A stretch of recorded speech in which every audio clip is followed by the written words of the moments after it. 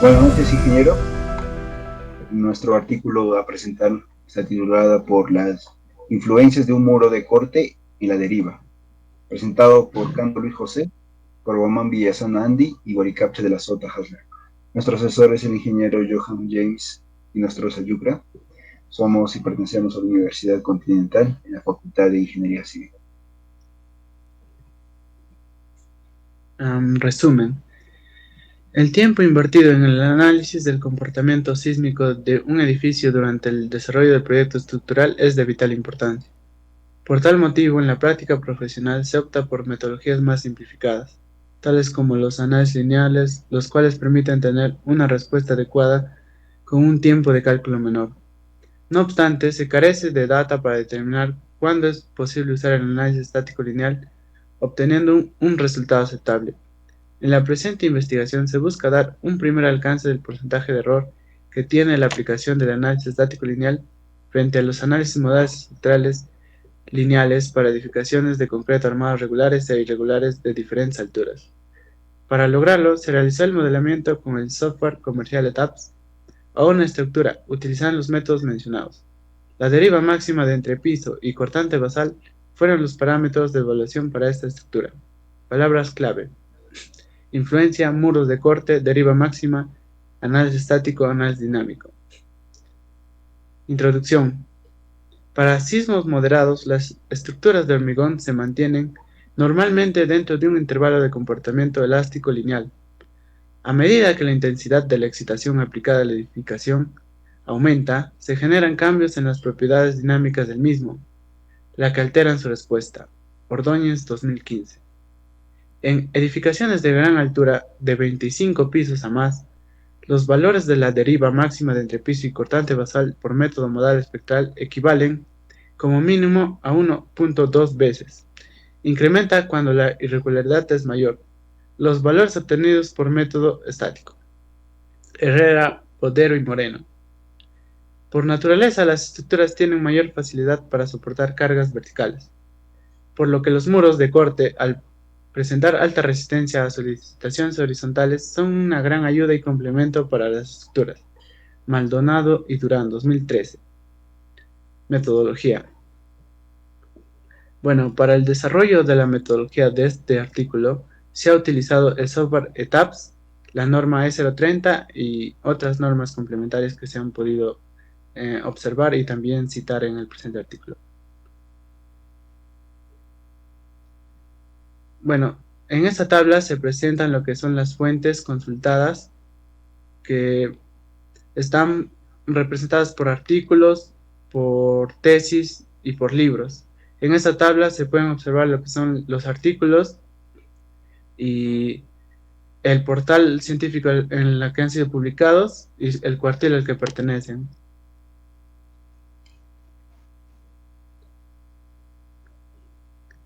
Dentro del desarrollo de la metodología del artículo presentado se encuentra el análisis estático lineal.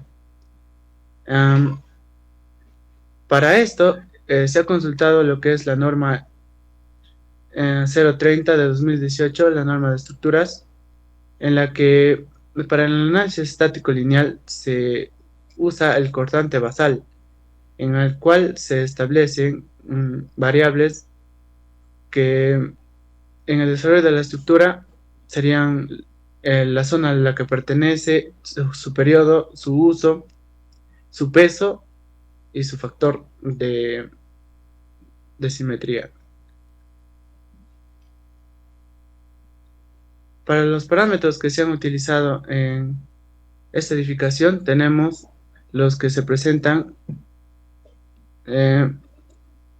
es de una zona en el tipo 3 y los que también se pueden presentar, ¿no?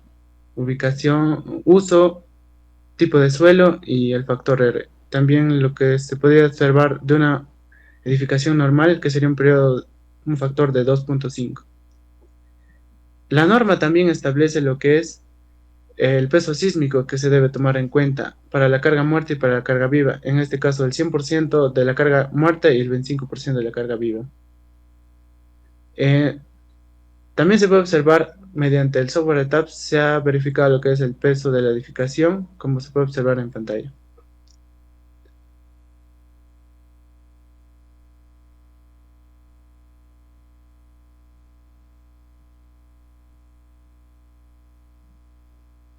Para continuar con la exposición, continuamos con el análisis nodal espectral lineal.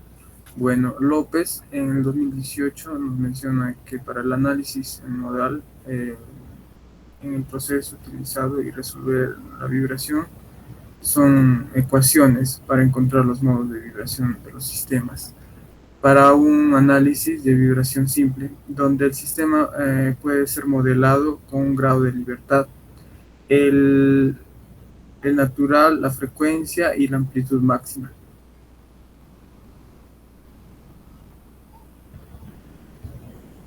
Herrera también nos menciona que para cada modo de vibración se usará el espectro inelástico de aceleraciones y los factores encontrados en la norma técnica. En la figura 5, como podemos observar, tenemos el espectro de aceleraciones, y Herrera también nos menciona en el 2018 que en el reglamento se considera todos los modos de vibración que participan simultáneamente durante un evento sísmico. Todo esto plasmados en el espectro de aceleraciones. También podemos mencionar que en la norma nos da los valores, nos da cómo podemos obtener el espectro de aceleraciones según el factor de amplificación y sus distintos periodos, lo cual vamos a definir con el software de LETAPS. Por ejemplo, en la figura 6 definimos los parámetros de sismo en el LETAPS, por ejemplo, zona, tipo de suelo, irregularidad por altura, irregularidad en planta.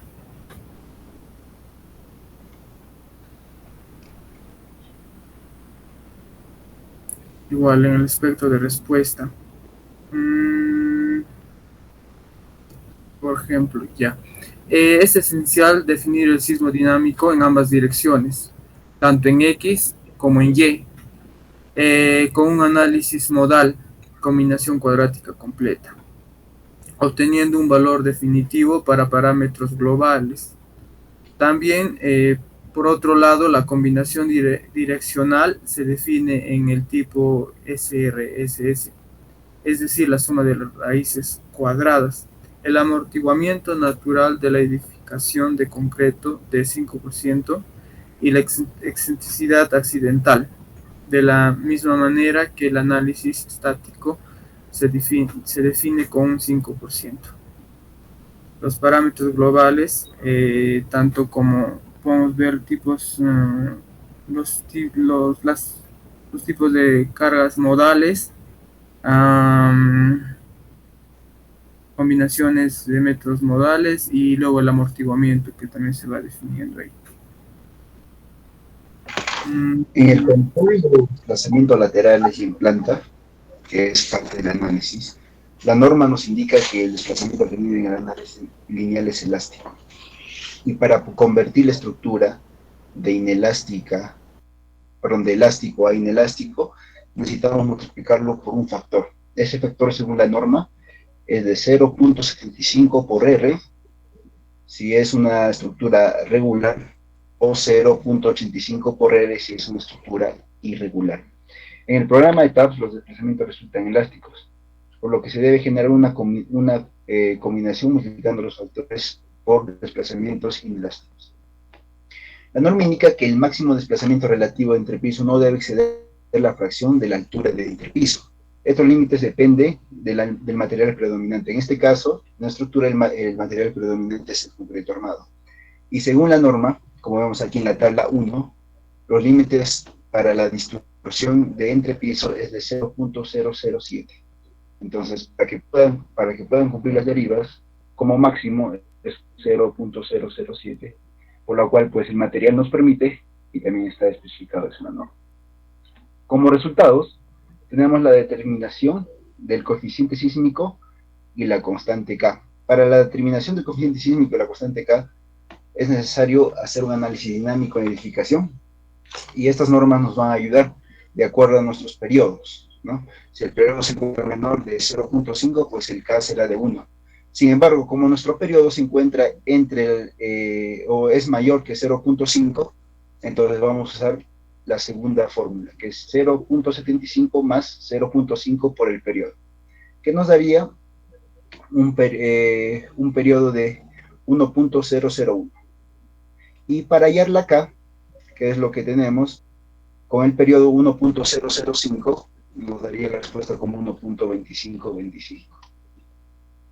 Esa K nos va a permitir que podamos hallar las cuerdas laterales, de que podamos hallar la phi en cada entrepiso. Y como podemos ver en la tabla 11, tenemos los factores para hallar la constante basal. Aquí tenemos la K, aquí tenemos el periodo, y aquí tenemos la cortante basal, que es la multiplicación del peso sísmico que ya se ha calculado por el coeficiente sísmico en C. Ambos valores se necesita colocar en el ETABS para que nos pueda dar la deriva. Ahora, tenemos la deriva en ETABS, el cual pues por medio de esta gráfica podemos observar tanto la deriva global en X y la deriva global en Y, siendo Y la roja y X la azul. Como recordamos, y según la norma, lo máximo es de 0.007. Puedo observar aquí en el gráfico que el máximo valor es el nivel 5, tiene una deriva de 0.00537. Entonces, el cual nos indica que nuestras derivas están cumpliendo con lo requerido por la norma. Aquí podemos usar una tabla donde está por pisos, las elevaciones, la locación que está, y aquí podemos observar cada una de las derivas. Y como vemos en la deriva 5, la máxima. Y las demás frecuencias son menores, la cual pues está muy alejada del 0.007 que el concreto armado nos exige y la norma nos exige que cumplamos, ¿no? Entonces, como conclusiones, tenemos que el método modal espectral considera más de un modo de vibrar de la estructura. Según el reglamento peruano E030, se debe considerar aquellos modos de vibración cuya suma de masas participativas sea por lo menos el 90% de la masa total. Sin embargo, como mínimo, deberán considerarse los 3 puntos modos predominantes en la dirección del análisis. La norma NT E030, que es la E030, corre de hacer el análisis en aquellas estructuras que son mayores de 30 metros. Sin embargo, nosotros necesitamos hacer ese análisis estático en cada una de esas estructuras porque necesitamos determinar la fuerza cortante basal estática distribuida por nivel.